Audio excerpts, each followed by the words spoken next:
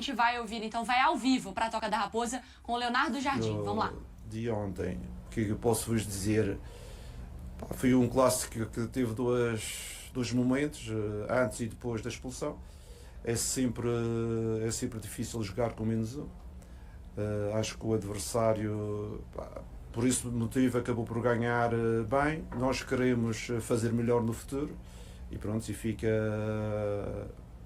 uma experiência que não queremos repetir no futuro, ser mais competentes e ter uma equipa melhor para conseguir dar os resultados que a torcida, que a direção quer e que merece.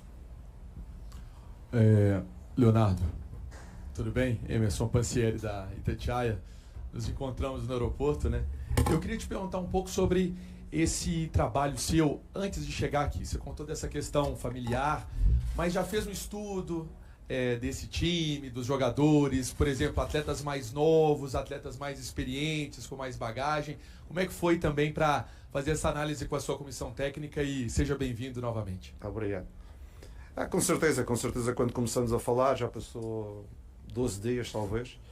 Eu tive a preocupação de fazer um estudo do clube em relação ao seu efetivo, mas há uma coisa importante, eu falei sempre com o Presidente e com o Alexandre, quero tomar decisões depois de trabalhar um pouco com eles, porque uma coisa é ver vídeos e outra coisa é sentir no campo a qualidade e o perfil de cada jogador.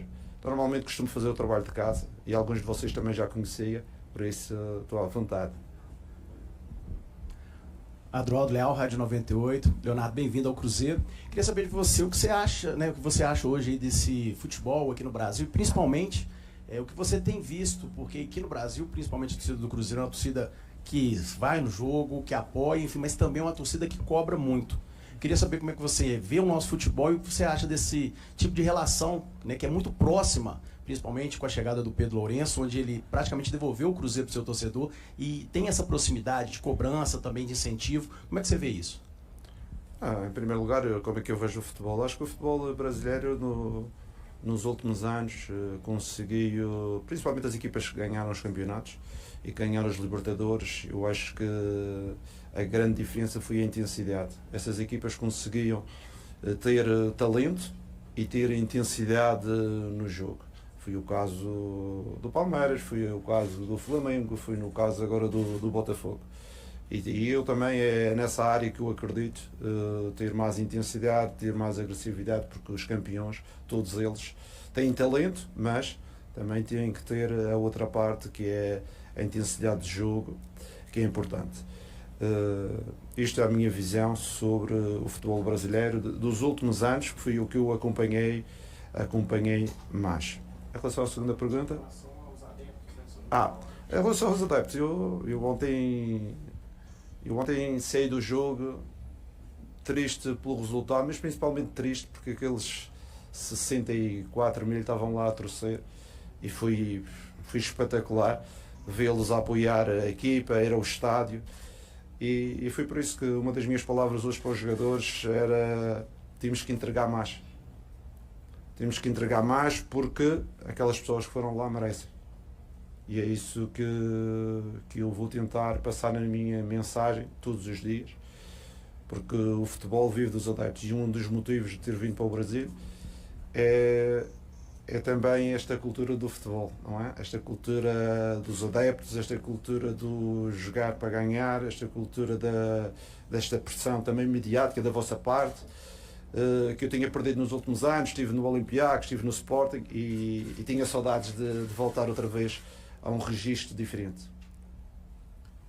Cobrando intensidade já e sabendo bem onde ele está chegando, né, Marra? A questão da pressão, falou que estudou até o pessoal da imprensa, já sabe quem é quem. Que bom. E já tá falando que os campeões...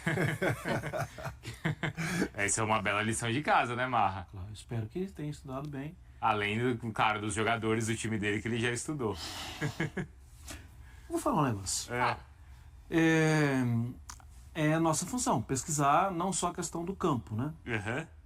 E eu, na semana passada, conversei com alguns jornalistas portugueses. Uhum. Primeiro que não existe essa questão da escola portuguesa, né, gente? A escola portuguesa é a Universidade do Porto, que formou ótimos treinadores e são as ideias do professor Vitor Frade e por aí vai. É lindo, lindo, lindo. É como o português passou a enxergar o futebol de uns 20 anos para cá e como isso dá resultado, está lotado de técnico português muito bom. E aí eu já conheci o trabalho do Leonardo Jardim e fui perguntar para colegas da imprensa portuguesa. As respostas foram muito parecidas. Sabe muito, é muito bom, mas estava distante do que é o ambiente do verdadeiro futebol. Foi o que ele falou aí, né? Por isso eu fiquei feliz. Porque assim, bateu com o que eu recebi. Sim. Porque o que eu recebi olha, surpreendente. Porque o nome dele é sondado, mas ele não parecia estar querendo voltar para esse ambiente. Pro batidão. E é o que ele falou que tá com saudade. Falaram claramente, é como se ele estivesse voltando ao mundo dos vivos. Olha só. Eu tenho isso aqui no meu celular, tá? Mundo dos vivos. Eu falei, a cobrança aqui vai ser diária. E os caras falaram, ele sabe quem é o Cruzeiro, ele sabe o que é o futebol brasileiro. Ele sabe onde ele tá se metendo pro bem e pro mal e ele tava querendo exatamente isso, né?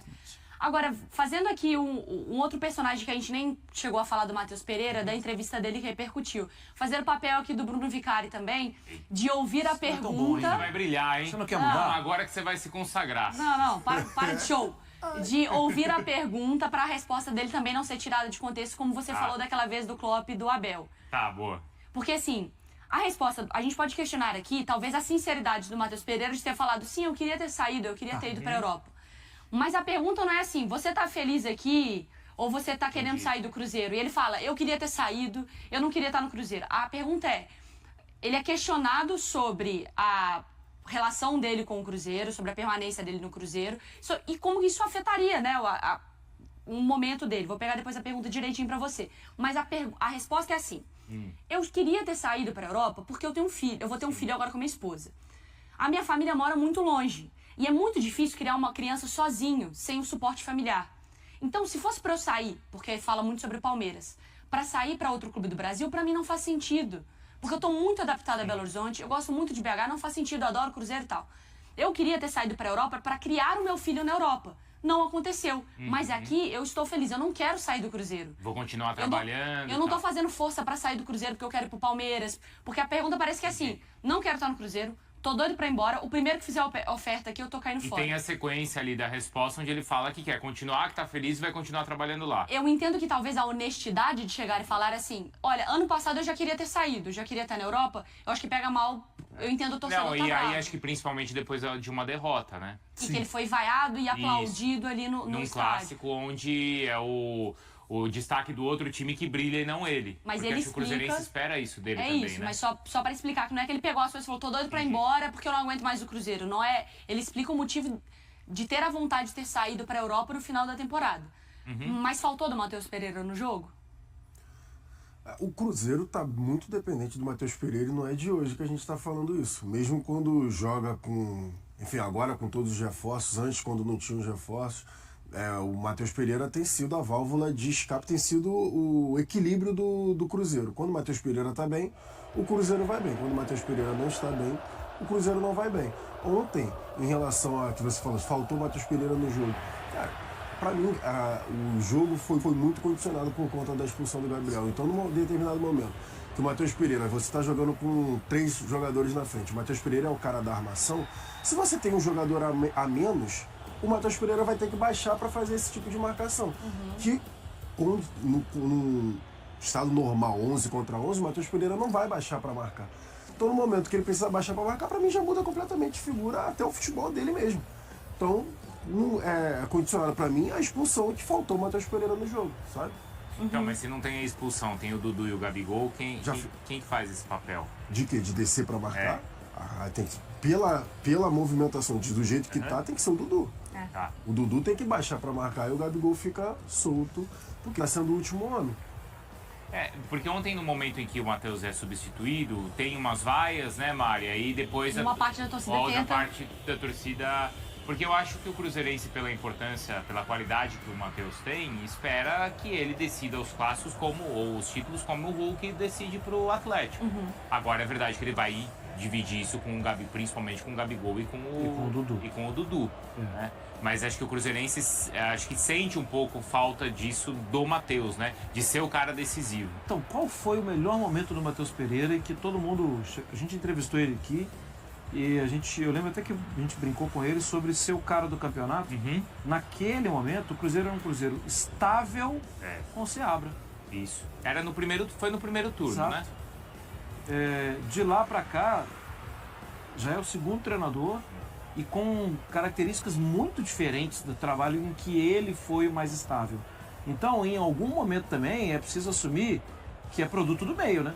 O meio muda tanto que acaba que o jogador tem alguma dificuldade. O melhor do Matheus Pereira foi com o Seabra. E agora é função dos outros treinadores tentar buscar aquele melhor de novo. Ou não vale a pena? Pra mim vale a pena, porque pra mim ele é um jogador diferente. Pra mim essa é a relação que não pode ser destruída, né? Porque ele é um jogador importante. Claro. Porque... Ele tava ali Aí, na Mariana, bola de ouro. Aí, Mariana, eu tenho um pensamento que é aquele pensamento quase infantil. Então tá bom, você quer que ele vá pra jogar contra você? Não, deixa ele aqui comigo. Claro, é melhor ele do seu lado, não tá bem, não sei o que, tá te irritando e tal. Mas se ele for pro seu adversário, ele vai fazer gol em você. Ele vai ganhar jogos de você. Então deixa com você. Trata de reconquistar o cara. E o melhor... Fala, Gilson. Não, só pra pontuar, o melhor do Matheus Pereira foi quando ele tava próximo do gol. Então, porque com o Diniz Próximo da área. ele baixava muito Se você pra tá, fazer saída de exatamente, jogo, você né? tá exigindo que ele desça muito, que ele abra para um lado, para o time, enfim, ter superioridade numérica que falam, né? Vai abrir do lado esquerdo para ter mais gente lá, para a gente condicionar o jogo pelo lado esquerdo. Vai abrir do lado direito. Então você tá tirando o cara de perto do gol. Você tá tirando o cara de perto da área. É um cara que tem um bom chute, tem uma boa finalização, tem uma boa chegada na área. Se você tá tirando um cara desse de perto do gol, de perto da área, você não vai tirar o melhor dele. Quando o Jardim fala que o exemplo que ele tem recente de times de sucesso no Campeonato Brasileiro foram aqueles com intensidade além de talento. Talento ele tem no Cruzeiro. Com esses talentos ele vai ter intensidade ou ele vai precisar talvez mexer na equipe? Essa é a chave? É uma ótima pergunta. Aí é o ponto que a gente já tinha falado aqui também. Porque quando ele fala assim, eu preciso de talento... Quando ele fala a frase, eu tenho não só talento, mas intensidade. Qual Isso. rosto apareceu na cabeça de vocês? Porque assim, quando ele fala Talento sobre e isso... intensidade?